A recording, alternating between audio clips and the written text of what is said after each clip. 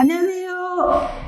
빅데이터로 부동산을 읽어주는 부동산 지인의 지인쌤입니다. 안녕하세요.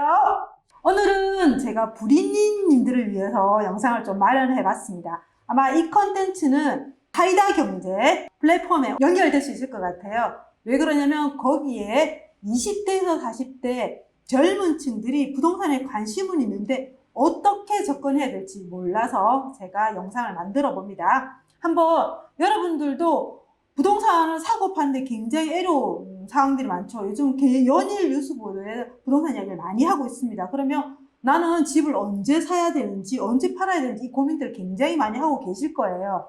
이 고민을 데이터가 도와드립니다. 여러분들이 판단을 할 수 있게끔 도와드리는 게 부동산 지인의 빅데이터입니다. 빅데이터로 집을 사고 팔 때 타이밍을 찾아라. 간략하게 한번 알아보도록 하겠습니다. 먼저 부동산에는 사이클이 존재합니다. 사이클이란 말은 계속 상승을 할 수가 없다라는 거죠. 그래서 지금 염려하는 것도 여러분들이 지금 내 집 마련을 했는데 가격이 떨어질 것을 염려하시는 거잖아요. 그렇듯이 가격이 오르는 시기가 있고 가격이 떨어지는 시기가 있다는 거죠. 그래서 사이클이 존재합니다. 이 사이클이 왜 존재하냐면 실질적으로 우리가 부동산이 필요하다 해서 아파트가 바로 지어질 수 없는 환경 때문에 그런 거죠. 그렇기 때문에 아파트가 필요하면 최소 도심에서는 3년에서 5년 정도 시간이 필요로 합니다. 필요해서 공급되기까지는 시간이 필요하다 보니까 가격이 급등을 하고 또 공급이 되면 그때 가격이 또 조정받고 하락을 하고 이런 사이클들을 계속 반복을 하고 있는 상태인데요. 지금 서울 같은 경우는 지금 물량이 필요 수요량입니다. 부족하기 때문에 지금 계속 연일 가격이 상승을 하고 있고, 그리고 정부에서는 택지를 지정을 하고 상기 신도시 공급을 하겠다라고 하기 때문에 지금은 가격이 떨어질 것들을 여러분들이 염려를 하시는 겁니다. 그러다 보니까 이 내용들을 데이터에서 충분히 확인하실 수 있고요. 그래서 매수 타이밍, 매도 타이밍을 확인할 수 있습니다. 그러면 먼저 우리가 이 사이클을 통해서 지금 상승 시기인지 하락 시기인지를 우리가 구분해내는 게 굉장히 중요하겠죠. 그러면 어떻게 구분하는지를 한번 살펴보도록 할게요. 부동산 지인에서 제공하고 있는 지표 중에 하나인데 시장 강도입니다. 말 그대로 시장의 강도가 센지 약한지를 구분해내는 지표입니다. 그러다 보니까 이 지표를 볼 때는 0을 기준으로 봅니다. 그래서 저는 항상 자동차에 비교를 하거든요. 자동차가 출발하기 전에는 0으로 멈춰있는 정지 상태이죠. 그래서 출발을 하면 0 상태이고 거기서 속도를 내면 100, 200 이렇게 속도를 내는 겁니다. 속도를 내고 속도를 줄이게 되면 200에서 150 이런 식으로 점점 속도를 감소를 하는 거고요. 그리고 내가 정지되어 있는 상태에서 후진을 하게 되면 마이너스 가격이 떨어진다라고 볼 수 있는 거죠. 그래서 시장 강도 0 기준으로 지표가 올라가 있으면 그 시장은 평균적으로 상승한다라고 볼 수 있는 거죠. 그러다 보니까 여러분들이 살고 있는 지역이 상승 시장인지 하락 시장인지 이 시장 강도 하나로 구분할 수 있다는 거죠. 그러면 시장이 상승 시장인지 하락 시장인지를 우리가 구분해낼 수 있다면 매수 타이밍, 매도 타이밍을 충분히 찾을 수 있다라고 말씀을 드릴 수 있습니다. 그러면 시장을 구분하라. 상승인지 하락인지를 구분하라라는 걸 먼저 말씀을 좀 드리고 싶고요. 그러면 상승 시장에서도 상승 초입에 들어갔을 때 신호가 있습니다. 어떤 신호들이 있냐면 첫 번째는 거래량이 증가를 합니다. 거래량이 증가한다는 것은 그 시장에 물건이 100개가 있었습니다. 100개가 있는데 이 100개가 그대로 남아있으면 실질적으로 물건을 사려고 하는 사람이 10명이야. 그럼 물건이 100개가 있어. 그러면 가격이 오를까요? 그렇지 않다라는 거죠. 이 100개의 물건들이 다 팔려나가고 물건의 개수가 줄어들고 사려고 하는 사람이 늘어나면 가격은 당연히 상승을 하겠죠. 그래서 먼저 가격이 움직이기 전에는 이 100개의 물건들이 팔려나가야 되는 거예요. 팔려나가려고 하면 뭐예요? 거래가 되어져야 됩니다. 그래서 거래량이 선행적으로 이루어져야 된다는 거죠. 그래서 부동산 지인에서는 이 거래량을 10년치 거래량을 월 단위로 평균을 내서 기준을 제시를 해드립니다. 그래서 그 기준으로 거래량이 많이 이루어졌는지 작게 이루어졌는지를 알려드리는 거죠. 그래서 이 거래가 평균 거래보다 많이 이루어졌다. 그러면 시장이 상승으로 거래가 많이 돼서 물건들이 소진되고 가격이 상승할 수 있는 신호다라고 볼 수 있는 거죠. 근데 이 거래 상승이라는 게 지속적으로 한 3, 4개월 정도 이루어져야 됩니다. 왜 그러냐면 일반적으로 거래가 많이 이루어진 1년에서 3월달, 10월달이 거래가 굉장히 많이 이루어집니다. 그러면 3월달이 거래가 많이 이루어진 데서 가격이 상승할 거다라고 예측하기 힘들어요. 그래서 3월달, 4월달, 5월달 지속적으로 거래가 증가해야만이 가격이 상승한다고 볼 수 있기 때문에 우리가 거래량을 볼 때는 그 달의 거래량보다는 한 3개월 정도가 평균 이상으로 거래가 된다 하면 그 지역은 가격이 상승한다라고 신호를 보셔도 된다라는 거죠. 그러면 제 화면에서 보면 지금 어떤 지역을 살펴보고 있습니다. 이 지역 같은 경우는 의정부입니다. 의정부 같은 경우에 9월 달에 평균 거래량이 585건이었어요. 그런데 9월 달에 수집된 거래량은 580건입니다. 그러면 전달에는 평균 거래량은 못 미쳤는데 지금은 평균 거래량보다 초과해 거래를 하고 있는 거죠. 그러면 지금은 여기 좀 더 지켜봐야 되겠지만 상승을 할 수 있는 신호로 해석을 할 수 있다는 걸 좀 말씀을 드리고요. 그리고 이거는 이제 추이적으로 거래량들을 쭉 이렇게 히스토리를 보면 평균 거래량, 요 밑으로 보시면 위에서는 매매 평균 가격입니다. 매매 평균 가격이고요. 그리고 요 아래 부분은 면으로 되어 있는 이 부분이 월 평균 거래량입니다. 그리고 선으로 되어 있는 부분은 거래량입니다. 그 달에 이루어진 거래량입니다. 그러다 보니까 평균보다 거래량이 밑에 있을 경우는 가격도 빠집니다. 그런데 평균보다 거래가 이렇게 여러 달 위에 거래가 된 경우는 가격이 상승을 한다. 이런 패턴을 확인할 수 있다는 거죠. 그래서 거래가 3, 4개월 정도가 평균 거래보다 많이 이루어졌을 경우에는 가격이 상승한다라는 걸 좀 여러분들이 염두에 두시면 좋을 것 같아요. 두 번째는 우리가 가격이 오르는 거의 기본입니다. 수요 공급입니다. 이거는 부동산만이 아니라 어떤 경제 원리에 적용되는 거죠. 항상 공급자보다 수요자가 많으면 가격이 오르게 되어 있습니다. 아파트도 예외일 수는 없죠. 그러다 보니까 그 지역에 필요한 수요량이라는 게 있습니다. 부동산 시장에서는 적정 수요량을 어떤 기준을 두고 만들었습니다. 그러면 이 적정 수요량보다 입주 물량이 많은지 적은지를 보고 그럼 앞으로 2년 후에 입주 물량이 적정 수요량보다 부족하다. 그러면 당연히 수요량보다 물량이 부족하기 때문에 가격이 오르겠죠. 그래서 그 지역의 입주 물량을 살펴봅니다. 살펴보면서 앞으로 2년 후에 3년 후에 입주 물량이 필요 물량보다 많은지 적은지를 확인을 하시고 많다 그러면 당연히 지금은 가격이 오르겠지만 물량 입주가 들어올 시기에는 가격이 떨어지겠죠. 그래서 입주 물량을 통해서 우리가 미래에 앞으로 2년, 3년 후에 가격이 오를지 내릴지를 판단을 한다는 거죠. 그러면 내가 집을 살려고 해요. 그런데 2년 후에 3년 후에 입주 물량이 실제 적정 수요량보다 한 2배 이상 많다.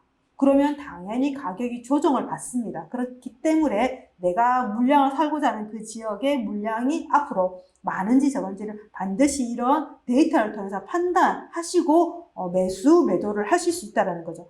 부동산 지인에서는 이런 자료들을 다 무료로 제공하고 있습니다. 그러면 한 지역을 볼까요? 서울 같은 경우 한번 보겠습니다. 서울 같은 경우에 지금 아래 보시는 게 지금 적정 수요량입니다. 빨간 선이 적정 수요량입니다. 그리고 이 면으로 되어 있는 이 부분이 입주 물량입니다. 그러면 2020년도까지는 적정 수요량보다 물량이 조금 많았었어요. 그런데 21년도부터는 지금 적정 수요량보다 물량이 확연히 줄어드는 게 여러분 눈에도 보이시죠? 그러다 보니까 가격 상승을 얘기하시는 분도 많아요. 그런데 여기서 조금 더 우리가 한 걸음 더 들어가 보면 대체재라는 속성이 있습니다. 대체재라는 건 뭐냐면 돼지고기의 가격이 폭등을 하게 되면 대체재가 뭡니까? 닭고기지 않습니까? 그래서 돼지고기 가격이 너무 많이 오르면 돼지고기를 안 먹고 닭고기를 먹는다는 거죠. 그렇듯이 이 대체재가 있음으로써 가격 상승이 어느 정도 밸런스를 잡는 거죠.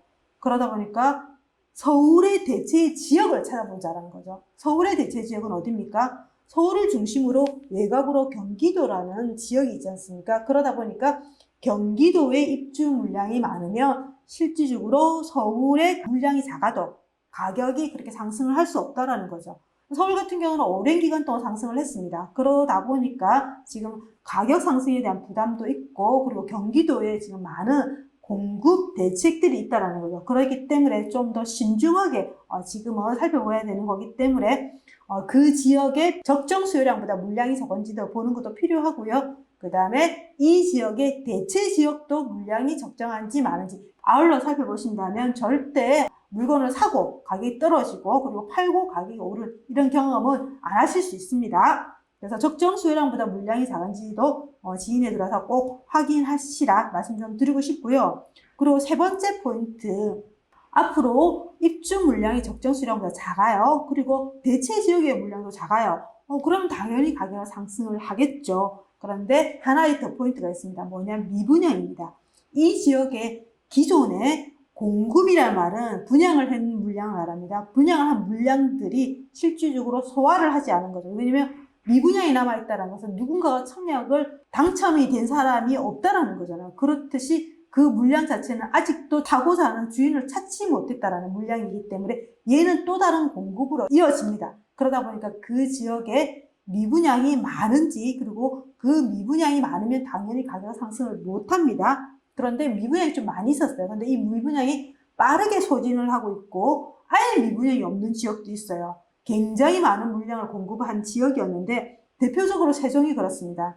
세종 같은 경우는 굉장히 많은 물량을 공급을 했지만 미분양이 제로입니다. 제로인 상태이다 보니까 그 물량을 다 누가 소화하냐라고 공급이 많을 때 많은 분들이 얘기를 하셨어요. 그렇지만 그 물건들을 다 소화를 하고 지금 작년부터 굉장히 가격 급등을 많이 했던 지역 중에 하나입니다. 그렇다고 그 지역에 미분양이 많이 쌓여 있다. 그러면 가격을 상승할 수가 없습니다. 그리고 그 지역에 미분양이 빠르게 감소를 하고 있고 아예 미분양이 없다. 그런 지역 같은 경우는 앞으로 적정 수요량보다 물량도 적다. 그러면 당연히 가격이 상승을 하겠죠. 그래서 우리가 반드시 미분양도 수요 입주의 공급으로 확인을 하셔야 되는 부분 있다는 말씀 좀 드리고요. 조금 더 디테일하게 들어보겠습니다. 네 번째는 매물의 감소입니다. 앞에서 우리가 거래량 말씀드린 것처럼 그 시장에 매물이 100개가 있어요. 그럼 100개가 있는데 살려고 하는 사람이 10명이에요. 그럼 이 매물이 많으면 절대 가격이 오를 수 없다는 말씀 드렸죠. 그러면 이 100개의 물건들이 빠르게 소진을 해서 오늘은 100개였는데 내일을 가보니까 갑자기 물량이 10개밖에 안 남았어요. 그만큼 빠르게 팔려나가는 시장이 있을 수 있다는 거죠. 그러면 이 시장의 매물 감소인 거죠. 예를 들면 여러분들 관심 있는 A라는 아파트 단지를 보고 있습니다. 근데 그 지역에 34평형대를 보고 있는데 네이버에 들어가 보니까 매물이 거의 한 3, 40개가 있어요. 예를 들면 중복 매물을 체크를 하더라도 3, 40개가 있다. 그러면 3, 40개 매물들이 그대로 쌓여 있는 거지 않습니까? 그런데 오늘 30개였는데 내일 들어가 보니까 물건이 5개밖에 없어. 그럼 하루 만에 이 물건들이 싹 팔려버린 거잖아요. 그렇듯이 이게 빠르게 매물이 소진한 지역들은 가격이 상승할 수 있기 때문에 조금 투자를 잘 하신 분들은 거의 아침 저녁으로 안 그러면 매물들을 계속 카운팅을 합니다. 근데 이 매물의 소진이 실질적으로 매매보다 전세가 더 중요합니다. 시장 같은 경우는 원칙적인 시장이 있고 예외적인 시장이 있는데 저는 지금 원칙적인 시장을 먼저 말씀을 드리거든요. 원칙적인 시장에서는 전세 매물이 굉장히 빠르게 빠지고 전세 매물이 거의 분기 현상이 되면 매매에 매물에도 영향을 미칩니다. 그렇기 때문에 그 물건도 빠지게 돼 있기 때문에 지금 일반적인 시장에서는 전세 매물이 얼만큼 빠르게 빠지고 전세 매물의 개수들을 확인을 하고 그리고 얘네들이 빠르게 빠지고 전세 매물이 아예 없다 그러면 매물의 영향까지도 미친다라는 걸 아셔야 돼요. 그래서 그 지역의 매물 감소 굉장히 중요합니다. 그러면 지금 매물이 감소한다는 것은 평균보다 거래가 많이 된다는 거죠. 요 화면처럼 면으로 되어 있는 부분은 평균 거래량이고 그리고 선으로 되어 있는 부분은 이루어지는 거래량입니다. 그래서 보시는 것처럼 여러 달 지금 평균 이상으로 거래가 되니까 또 이게 지금 빨간색으로 하살표현되어 있는 부분이 매매 평균 가격입니다. 이렇게 가격이 오른 거를 알 수가 있고 밑에는 전세 가격입니다. 그래서 매매 거래가 많이 되니까 매매 평당 가격이 상승한다라는 게 패턴화되어 있습니다. 그러면 가격 상승적인 부분도 일반적인 시장에서는 전세 가격이 먼저 상승을 합니다. 그리고 아까 매물도 마찬가지죠. 전세 매물이 먼저 빠지고 그리고 매매 매물에 영향을 미친다는 말씀인데 이게 가격과도 연결이 되는 거죠. 그래서 전세 가격이 상승을 하게 되면 지금의 시장이 그렇죠. 임대 입법에 의해서 지금 전세 물량이 굉장히 귀하고 그리고 전세에도 손을 들면서 신청을 하고 이런 형태의 지금 상황이 벌어지다 보니까 전세 가격이 하루가 다르게 계속 올라가고 있습니다. 그래서 지금 며칠 전에 뉴스 보도를 보니까 서울의 매매 가격보다 전세 가격 급등이 한 7배 많다라고 지금 기사 보도가 나왔던데 그렇듯이 지금 전세 가격이 굉장히 빠르게 지금 올라가고 있습니다. 그러면 그런 지역 같은 경우는 매매 가격도 상승한다라는 걸 반드시 염두하셔야 될 것 같습니다. 이 지역 같은 경우도 지도로 보면 이 부분이 전세이고요. 그 다음에 여기 매매인데 지금 이렇게 중간으로 빨갛게 되어 있는 이 부분은 전세가 굉장히 강하게 상승하는 지역이고, 그리고 전세 매매가 같이 상승하는 지역도 있는 걸 확인이 가능할 겁니다. 그리고 이거는 단지로입니다. 그리고 앞에서는 제가 지역을 보여드렸고요. 그러면 단지 안에서도 그 지역에서는 지역 정보는 평균입니다. 평균이다 보니까 그 지역에는 새 아파트도 있을 거고, 그리고 아주 오래된 아파트도 있을 거고, 그리고 아주 입지가 좋은 아파트도 있을 거고, 그리고 약간 이게 외곽적인 아파트도 있을 건데, 그런 것들이 평균이 되어 있다 보니까 지금은 좀 양극화 얘기를 많이 하지 않습니까? 교통편이 좋고, 그리고 학군이 좋고, 그리고 직장과 가까이 있는 이런 아파트들을 많이 선호를 합니다. 그러다 보니까 내가 관심 있는 지역에 단지로 들어와서 단지 안에서도 어떤 단지들이 전세가 많이 상승을 하는지, 그리고 그 전세 가격이 매매로 어떻게 이어지는지를 이렇게 모니터링 하신다면 여러분들이 내 집 마련하실 때 어떤 타이밍에 매수해야 되는 포인트를 찾을 수 있습니다. 그래서 그렇게 한번 보시면 좋을 것 같고요. 그럼 마지막으로 간단하게 한번 보겠습니다. 어떤 지역의 가격이 상승할지 하락할지는 빅데이터에 다 나와 있습니다. 그래서 이 데이터는 여러분들이 무료로 살펴볼 수 있기 때문에 관심이 반입니다. 여러분들 관심을 가지시고 네이버에 부동산 지인을 치시면 제가 앞서 말씀드린 데이터들을 다 보실 수 있습니다. 그리고 제가 유튜브 상에서도 이런 데이터들을 어떻게 보는지에 대해서 설명들을 하고 있으니까 일단 여러분들 관심이 반이고요. 지금은 아니더라도 앞으로 여러분들 5년, 10년 후에 내 집 마련 하시더라도 지금부터 꾸준히 관심을 가지시길 바라고요. 그래서 여러분들 내 집 마련 하시길 응원합니다. 여러분 화이팅!